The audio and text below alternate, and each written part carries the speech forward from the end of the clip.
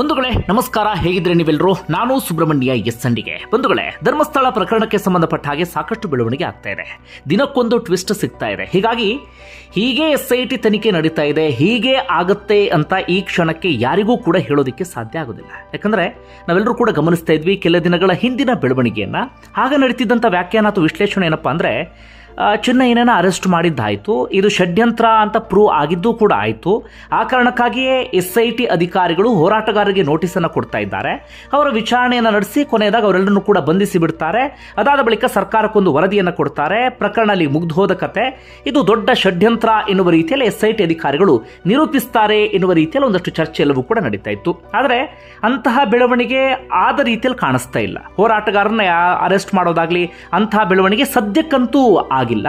ಹೀಗಾಗಿ SIT ಅಧಿಕಾರಿಗಳು ಹೀಗೇ ತನಿಖೆ ಮಾಡ್ತಿದ್ದಾರೆ, ಇದೇ ರೀತಿಯಾಗಿ ಆಗ್ತಿದೆ ಅಂತ ಈ ಕ್ಷಣದವರೆಗೆ ಹೇಳೋಕೆ ಸಾಧ್ಯವೇ ಇಲ್ಲ. SIT ವರದಿ ಬರುವವರೆಗೂ ಕೂಡ ಕಾಯಲೇಬೇಕು. ಅಲ್ಲಿವರೆಗೆ ಏನೇ ಸುದ್ದಿ ಬಂದರೂ, ಏನೇ ಬೆಳವಣಿಗೆಯ ಚರ್ಚೆ ನಡೆದರೂ ಕೂಡ ಎಲ್ಲವೂ ಊಹಾಪೋಹ, ಅಂತೆ ಕಂತೆ ಅಷ್ಟೇ. ಯಾಕಂದ್ರೆ SIT ಆರಂಭದಲ್ಲಿ ಒಂದು ರೀತಿಯ ತನಿಖೆಯನ್ನು ಆರಂಭಿಸಿರಬಹುದು, ಅದಾದ ಬಳಿಕ ಇನ್ಯಾವುದೋ ಸುಳಿವು ಸಿಕ್ಕಾಗ ಆ ದಿಕ್ಕಿನಲ್ಲಿ ಹೋಗಿರಬಹುದು, ಅದಾದ ಬಳಿಕ ಇನ್ನೇನೋ ಸಿಕ್ಕಿ ಮತ್ತೊಂದು ದಿಕ್ಕಿನ ಕಡೆಗೆ SIT ಹೊರಳಿರಬಹುದು. ಹೀಗಾಗಿ SIT ತನಿಖೆ ಇನ್ನಷ್ಟು ವಿಸ್ತೃತವಾಗೋದ್ರಲ್ಲಿ ಅಥವಾ ಇನ್ನಷ್ಟು ದಿನಗಳ ಕಾಲ ಮುಂದುವರಿಯೋದ್ರಲ್ಲಿ ಯಾವುದೇ ಅನುಮಾನವೂ ಕೂಡ ಇಲ್ಲ. ಹಾಗಾದ್ರೆ ಸದ್ಯಕ್ಕೆ ನಮ್ಮ ಕಣ್ಣಿಗೆ ಕಾಣುವ ರೀತಿಯಲ್ಲಿ ಏನೆಲ್ಲ ಬೆಳವಣಿಗೆ ಆಗ್ತಾ ಇದೆ ಅದನ್ನ ಈ ವಿಡಿಯೋದಲ್ಲಿ ಗಮನಿಸ್ತಾ ಹೋಗೋಣ. ನಿಮ್ಮೆಲ್ಲರಿಗೂ ಕೂಡ ಗೊತ್ತಿರುವ ಹಾಗೆ ಒಂದಷ್ಟು ದಿನಗಳಿಂದ ಶುರುವಾದಂಥ ಚರ್ಚೆ, ಒಂದು 3-4 ದಿನಗಳಿಂದ ಅಂದ್ರೆ SIT ಅಧಿಕಾರಿಗಳು ಮತ್ತೊಮ್ಮೆ ಅಸ್ಥಿಪಂಜರದ ಶೋಧವನ್ನ ಶುರು ಮಾಡ್ತಾರೆ ಎನ್ನುವಂಥ ರೀತಿಯಲ್ಲಿ ಆ ಚರ್ಚೆಗೆ ಪೂರಕವಾಗಿ ಅಥವಾ ಪುಷ್ಟಿ ನೀಡುವಂತೆ ನಿನ್ನೆ ತನಿಖಾಧಿಕಾರಿ ಜಿತೇಂದ್ರ ದಯಾಮ ನೇತೃತ್ವದಲ್ಲಿ ಒಂದು ದೊಡ್ಡ ತಂಡ, 50 ಜನರ ತಂಡ ಬಂಗ್ಲೆಗುಡ್ಡೆಗೆ ಎಂಟ್ರಿ ಕೊಟ್ಟು ಬಿಟ್ರು. ಎಂಟ್ರಿ ಕೊಟ್ಟು ಅರ್ಧ ಗಂಟೆಯಲ್ಲೇ ಅಸ್ಥಿಪಂಜರವನ್ನ ಸೆಕ್ಯೂರ್ ಮಾಡುವಂತ ಕೆಲಸವನ್ನ ಆರಂಭಿಸಿ ಬಿಟ್ರು. 7 ಗಂಟೆಗಳ ಕಾಲ ನಿರಂತರವಾದಂತಹ ಶೋಧ ಕಾರ್ಯಾಚರಣೆ ನಡೆಯಿತು. ಅಂತಿಮವಾಗಿ 5 ತಲೆಬುರುಡೆ ಹಾಗೆ 5 ಮಾನವನ ದೇಹಕ್ಕೆ ಸಂಬಂಧಪಟ್ಟಂತ ಮೂಳೆಗಳು, 5 ಮೀನ್ಸ್ ಅಂದ್ರೆ 5 ವ್ಯಕ್ತಿಗೆ ಸಂಬಂಧಪಟ್ಟಂತ ಮೂಳೆಗಳು, ಅದೆಲ್ಲವನ್ನು ಕೂಡ SIT ಅಧಿಕಾರಿಗಳು ವಶಕ್ಕೆ ತೆಗೆದುಕೊಂಡು ಬಂದರು. ಈಗಾಗಲೇ ಅದನ್ನ FSLಗೋಸ್ಕರ ಕಳಿಸ್ಕೊಡಲಾಗಿದೆ. ಏನೇನು ಪ್ರಕ್ರಿಯೆ ಮಾಡಬೇಕು ಆ ಪ್ರಕ್ರಿಯೆ ಎಲ್ಲವೂ ಕೂಡ ಮುಂದುವರಿತಾ ಇದೆ.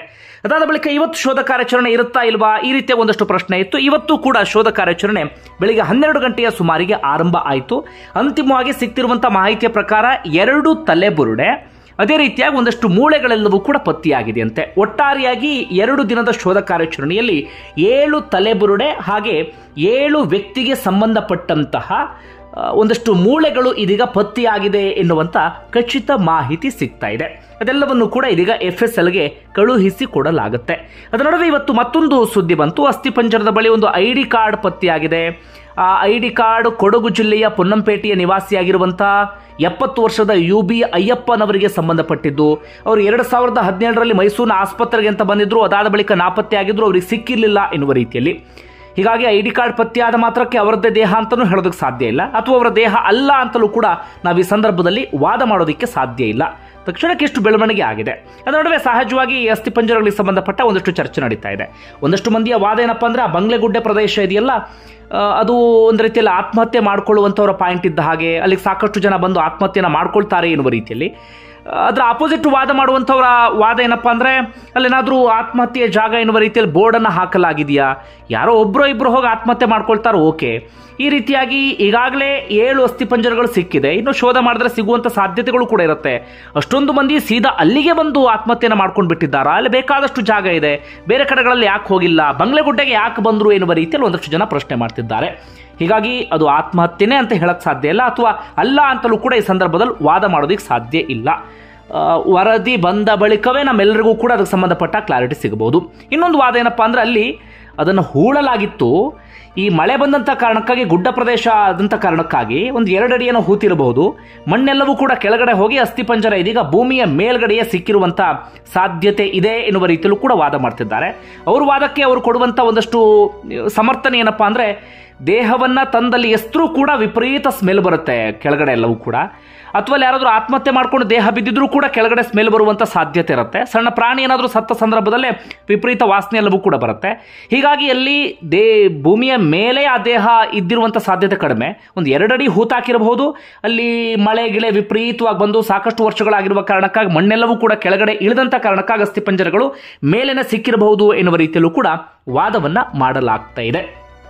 ಒಟ್ಟಾರೆಯಾಗಿ ಮುಂದಿನ ದಿನಗಳು ಗೊತ್ತಾಗಬೇಕು, ಅದು ಆತ್ಮಹತ್ಯೆಯೋ ಅಥವಾ ಅಲ್ಲಿ ಯಾರಾದರೂ ಕೊಲೆ ಮಾಡಿ ಆ ದೇಹವನ್ನು ಅಲ್ಲಿ ತಂದು ಹಾಕಿದ್ರೋ ಅಥವಾ ಅಲ್ಲಿ ಏನಾದರೂ ವಾಮಾಚಾರ ಅಂಥದ್ದೇನಾದರೂ ನಡೆದಿತ್ತಾ ಏನು ಎತ್ತ, ಅದೆಲ್ಲದಕ್ಕೂ ಕೂಡ ಮುಂದಿನ ದಿನಗಳಲ್ಲಿ ಕ್ಲಿಯರ್ ಪಿಕ್ಚರ್ ಸಿಗಬೇಕು.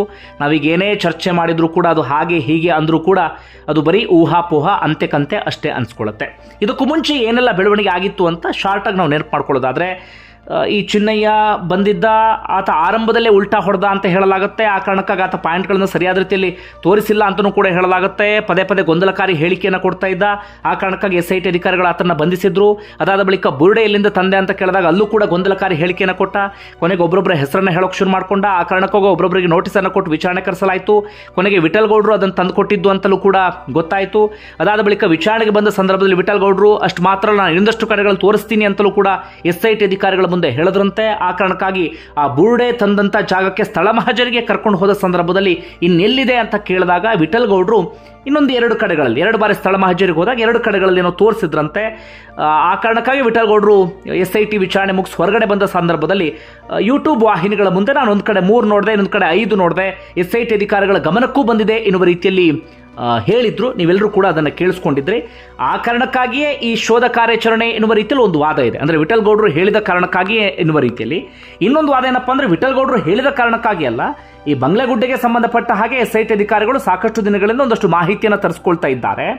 ಹೀಗಾಗಿ ಬಂಗ್ಲೆಗುಡ್ಡೆಯಲ್ಲಿ ಇದೆ ಎನ್ನುವಂಥ ಖಚಿತ ಮಾಹಿತಿಯ ಕಾರಣಕ್ಕಾಗಿ ಅವರು ಗೌಪ್ಯವಾಗಿ ಶೋಧ ಕಾರ್ಯಾಚರಣೆ ನಡೆಸಿ ಅರಣ್ಯಾಧಿಕಾರಿಗಳಿಂದಲೂ ಕೂಡ ಒಂದಷ್ಟು ಮಾಹಿತಿಯನ್ನು ಪಡೆದುಕೊಂಡು, ಅದಾದ ಬಳಿಕ ಪ್ರಣಬ್ ಮೋಹಂತಿಯವರು ಸೀದಾ ಮುಖ್ಯಮಂತ್ರಿಗಳನ್ನು ಭೇಟಿಯಾಗಿ ಅವರಿಗೆ ಮಾಹಿತಿಯನ್ನು ಕೊಟ್ಟು ಅವರಿಂದ ಅನುಮತಿಯನ್ನು ಪಡೆದುಕೊಂಡು ಬಂದು ತಕ್ಷಣ ಶೋಧ ಕಾರ್ಯಾಚರಣೆಯನ್ನು ಆರಂಭಿಸಿದ್ರು ಎನ್ನುವ ರೀತಿಯಲ್ಲೂ ಕೂಡ ಒಂದು ವಾದ ಇದೆ.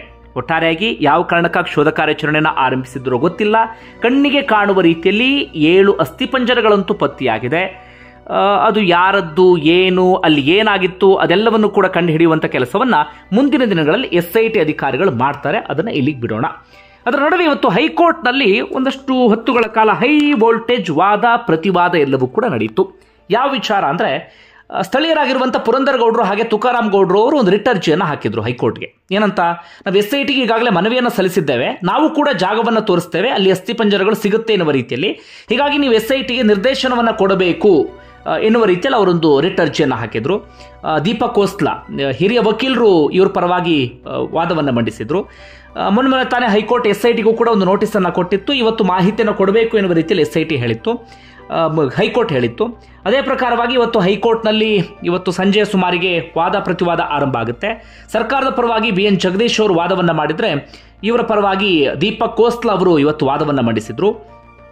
ದೀಪಕ್ ಕೋಸ್ಲಾ ಅವರ ವಾದ ಏನಪ್ಪಾ ಅಂದರೆ, ನಮ್ಮ ಅರ್ಜಿದಾರರಿಗೆ ನೀವು ಅವಕಾಶವನ್ನು ಮಾಡಿಕೊಡ್ಬೇಕು, ಆ ಜಾಗಕ್ಕೂ ಕೂಡ ರಕ್ಷಣೆಯನ್ನು ಕೊಡಬೇಕು, ಅವರ ಅಸ್ಥಿಪಂಜರವನ್ನು ತೋರಿಸ್ತಾರೆ, ಅದನ್ನು ತೆಗೆಯುವಂಥ ಕೆಲಸವನ್ನು ಮಾಡಬೇಕು ಅನ್ನೋದು ದೀಪಕ್ ಕೋಸ್ಲಾ ಅವರ ವಾದ ಆಗಿತ್ತು. ಅದಕ್ಕೆ BN ಜಗದೀಶ್ ಅವರ ವಾದ ಏನಪ್ಪ ಅಂದರೆ, ಅವರು ಒಂದಷ್ಟು ವಿಚಾರವನ್ನು ಇವತ್ತು ಕೋರ್ಟ್ನಲ್ಲಿ ಪ್ರಸ್ತಾಪವನ್ನು ಮಾಡಿದರು. ಅವ್ರು ಹೇಳಿದ್ದು, ಚಿನ್ನಯ್ಯ ಎನ್ನುವಂಥ ವ್ಯಕ್ತಿ ಬರ್ತಾನೆ, ಆತ ನ್ಯಾಯಾಧೀಶರ ಮುಂದೆ 164 ಹೇಳಿಕೆಯನ್ನು ಕೊಡ್ತಾನೆ. ಆದರೆ ಆತ ಹೇಳಿದ್ದೆಲ್ಲವೂ ಕೂಡ ಸುಳ್ಳಾಗಿತ್ತು. ಯಾಕಂದರೆ ಅದಾದ ಬಳಿಕ ಆತ ತನ್ನ ಹೇಳಿಕೆಯನ್ನು ಬದಲಿಸ್ತಾನೆ. ಕ್ಷಣಕ್ಕೊಂದು ರೀತಿಯಲ್ಲಿ ಆತ ಹೇಳಿಕೆಯನ್ನು ಕೊಡ್ತಾ ಇದ್ದ. ಹಾಗೆ ಆತ ಆರಂಭದಲ್ಲಿ ಕೊಟ್ಟಂಥ ಹೇಳಿಕೆಗೂ ಅದಾದ ಬಳಿಕ ಬೆಳವಣಿಗೆಯೂ ಕೂಡ ಅಜಗಜಾಂತರವಾದಂಥ ವ್ಯತ್ಯಾಸ ಇತ್ತು. ಆತ ತೋರಿಸಿದಂಥ 13 ಜಾಗಗಳಲ್ಲಿ ಸಿಕ್ಕಿದ್ದು ಕೇವಲ 1 ಅಸ್ಥಿಪಂಜರ ಮಾತ್ರ. ಹಾಗೆ ಒಂದು ಭೂಮಿಯ ಮೇಲೆಯೂ ಕೂಡ ಒಂದು ಅಸ್ಥಿಪಂಜರ ಪತ್ತೆ ಆಯಿತು. 2 ಕೂಡ ಗಂಡಸರಿಗೆ ಸಂಬಂಧಪಟ್ಟಂಥ ಅಸ್ಥಿಪಂಜರ. ಹಾಗೆ ಆತ ತೆಗೆದುಕೊಂಡು ಬಂದಂಥ ತಲೆಬುರುಡೆ ಕೂಡ ಆತ ತಂದಿದ್ದಲ್ಲ, ನನಗೆ ಬೇರೆಯವರು ಕೊಟ್ಟರು ಎನ್ನುವ ರೀತಿಯಲ್ಲಿ ಆತ ಹೇಳಿದ್ದಾನೆ. ಅದೀಗಾಗಲೇ ಗೊತ್ತಿರುವಂಥ ವಿಚಾರ. ಅದು ಕೂಡ ಗಂಡಸಿನ ತಲೆಬುರುಡೆ, ಅದು ಕೂಡ ಯಾವುದೇ ಮಹಿಳೆಯ ತಲೆಬುರುಡೆ ಅಲ್ಲ. ಜೊತೆಗೆ ಆತನ ಹೇಳಿಕೆ ವಿಪರೀತ ಗೊಂದಲಕಾರಿಯಾಗಿದೆ. ಸಾಕ್ಷಿದಾರನಾಗಿ ಬಂದಂಥವನು ಸದ್ಯ ಆತ ಆರೋಪಿಯಾಗಿದ್ದಾನೆ. ಸದ್ಯ ಇದರ ಹಿಂದೆ ಬೇರೆ ಏನಾದ್ರೂ ಇದೆಯಾ, ಏನು ಕತೆ ಅನ್ನೋದನ್ನು SIT ಅಧಿಕಾರಿಗಳು ತನಿಖೆಯನ್ನು ಸದ್ಯಕ್ಕೆ ಮುಂದುವರಿಸಿದ್ದಾರೆ. ಜೊತೆಗೆ ಈ ಹಂತದಲ್ಲಿ ನೀವು ಈ ಸಮಾಧಿ ಅಗಿಯುವಂಥ ಕೆಲಸ ಇಂಥದಕ್ಕೆ ಅವಕಾಶವನ್ನು ಮಾಡಿಕೊಡಬಾರ್ದು ಎನ್ನುವ ರೀತಿಯಲ್ಲಿ BN ಜಗದೀಶ್ ಅವರು ವಾದವನ್ನು ಮಂಡಿಸ್ತಾರೆ. ಸುದೀರ್ಘವಾಗಿ ಒಂದಷ್ಟು ವಿಚಾರಗಳನ್ನು ಕೂಡ ಅವರು ಪ್ರಸ್ತಾಪ ಮಾಡ್ತಾರೆ. ಅಂದರೆ ಚಿನ್ನಯ್ಯ ಬಂದಿದ್ದು, ಆತ ಗೊಂದಲಕಾರಿ ಹೇಳಿಕೆಯನ್ನು ಕೊಟ್ಟಿದ್ದು, ಆತ ಹೇಳಿದ್ದು ಸುಳ್ಳು ಅಂತ ಈ ಹಂತದವರೆಗೆ ಅನಿಸಿದ್ದು, ಇವೆಲ್ಲವನ್ನು ಕೂಡ ಅವರು ಪ್ರಸ್ತಾಪ ಮಾಡಿದ್ರು. ಅದಕ್ಕೆ ಜಡ್ಜ್ ಹೇಳ್ತಾರೆ, ನಾಗಪ್ರಸನ್ನ ಅವರು ಹೇಳ್ತಾ ಹೋಗ್ತಾರೆ ದೀಪಕ್ ಕೋಸ್ಲಾ ಅವರಿಗೆ, ನಾನೇನಾದರೂ ಈಗ ಸಮಾಧಿ ಅಗಿಯೋದಕ್ಕೆ ಅವಕಾಶವನ್ನು ಮಾಡಿಕೊಟ್ಟೆ ಅಂತಾದರೆ ಆರಂಭದಲ್ಲಿ 2 ಬರ್ತಾರೆ, ಆಮೇಲೆ 10 ಜನ ಬಂದು ಕೇಳ್ತಾರೆ. ಹೀಗಾಗಿ ಆ ರೀತಿಯಾಗಿ ಅವಕಾಶವನ್ನು ಮಾಡಿಕೊಡೋದಕ್ಕೆ ಸಾಧ್ಯ ಆಗೋದಿಲ್ಲ. ಈ ಚಿನ್ನಯ್ಯ ಅಂತ ಏನು ಬಂದಿದ್ದ ಮೂಲ ವ್ಯಕ್ತಿ ಸಾಕ್ಷಿದಾರ ಅಂತ ಹೇಳಿಕೊಂಡು, ಆತನಿಗಿಂತ ಹೆಚ್ಚು ಮಾಹಿತಿ ನಿಮ್ಮ ಅರ್ಜಿದಾರರ ಬಳಿ ಏನಿದೆ, ಅದಕ್ಕೆ ಸಂಬಂಧಪಟ್ಟಂತ ದಾಖಲೆ ಅಥವಾ ಮಾಹಿತಿಯನ್ನು ಕೊಡಿ, ಆಗ ಮಾತ್ರ ನಾನು ಅವಕಾಶವನ್ನು ಮಾಡ್ಕೊಡೋದಕ್ಕೆ ಸಾಧ್ಯ. ಅದರ ಆಚೆಗೆ ಅವಕಾಶವನ್ನು ಮಾಡ್ಕೊಡೋದಕ್ಕೆ ಸಾಧ್ಯ ಇಲ್ಲ. ನಾನು ಕನ್ವಿನ್ಸ್ ಆದರೆ, ನನಗೆ ಹೆಚ್ಚಿನ ಮಾಹಿತಿ ಏನಾದರೂ ಸಿಕ್ತು ಅಂತ ಆದರೆ, ಹೌದು ಇವ್ರು ಹೇಳ್ತಾ ಇರೋದಕ್ಕೆ ಪೂರಕವಾಗಿ ಹೆಚ್ಚಿನ ಮಾಹಿತಿ ಇದೆ ಅಂತ ಆದರೆ ನಾನು ಡೈರೆಕ್ಷನ್ ಅನ್ನು ಕೊಡಬಹುದು ಎನ್ನುವ ರೀತಿಯಲ್ಲಿ ಅವ್ರು ಹೇಳ್ತಾರೆ. ಅಂತಿಮವಾಗಿ ವಿಚಾರಣೆ ಸೆಪ್ಟೆಂಬರ್ 26ಕ್ಕೆ ಮುಂದೂಡಿಕೆ ಆಗಿದೆ. 26ಕ್ಕೆ ಏನಾಗುತ್ತೆ ಅನ್ನೋದನ್ನ ಕಾದು ನೋಡಬೇಕಾಗಿದೆ. ನಿರ್ದೇಶನವನ್ನು ಕೊಡ್ತಾರಾ, ಏನು ಕತೆ ಅಂತ ಹೇಳಿ. ಒಟ್ಟಾರೆ ಒಂದಷ್ಟು ಹೊತ್ತುಗಳ ಕಾಲ ಹೈ ವೋಲ್ಟೇಜ್ ವಾದ ಪ್ರತಿವಾದ ಅಂತೂ ನಡೀತು. ಇದು ಒಂದು ಬೆಳವಣಿಗೆ. ಮತ್ತೊಂದು ಕಡೆಯಿಂದ ಇವತ್ತು ಬೆಳ್ತಂಗಡಿ ಕೋರ್ಟ್ಗೆ ಜೈಲಿನಲ್ಲಿ ಇದ್ದಂಥ ಚಿನ್ನಯ್ಯನನ್ನು ಹಾಜರುಪಡಿಸಲಾಯಿತು. 183 ಅಡಿಯಲ್ಲಿ ಹೇಳಿಕೆಯನ್ನು ದಾಖಲಿಸಿಕೊಳ್ಳುವಂಥ ಉದ್ದೇಶದಿಂದ. ಆದರೆ ಇವತ್ತು ಹೇಳಿಕೆಯನ್ನು ದಾಖಲಿಸಿಕೊಳ್ಳಿಲ್ಲ. ಅದರ ಬದಲಾಗಿ ಸೆಪ್ಟೆಂಬರ್ 23 ಸ್ಟೇಟ್ಮೆಂಟ್ ಅನ್ನು ರೆಕಾರ್ಡ್ ಮಾಡೋದಕ್ಕೆ ದಿನಾಂಕವನ್ನು ನಿಗದಿ ಮಾಡಲಾಗಿದೆ. ಅವತ್ತೇನು ಬೆಳವಣಿಗೆ ಆಗುತ್ತೆ ಅದನ್ನು ಕೂಡ ಕಾದು ನೋಡಬೇಕಾಗಿದೆ. ಒಟ್ಟಾರೆಯಾಗಿ ದಿನಕ್ಕೊಂದು ರೀತಿಯಾದಂಥ ಬೆಳವಣಿಗೆ ನಡೀತಾ ಇದೆ. ಒಂದು ವೇಳೆ ನಿಮ್ಗೆ ಏನಿಸ್ತದೆ ಕಮೆಂಟ್ ಬಾಕ್ಸಲ್ಲಿ ಮೆನ್ಷನ್ ಮಾಡಿ. ಧನ್ಯವಾದ ವಿಡಿಯೋ ನೋಡಿದ್ದಕ್ಕಾಗಿ.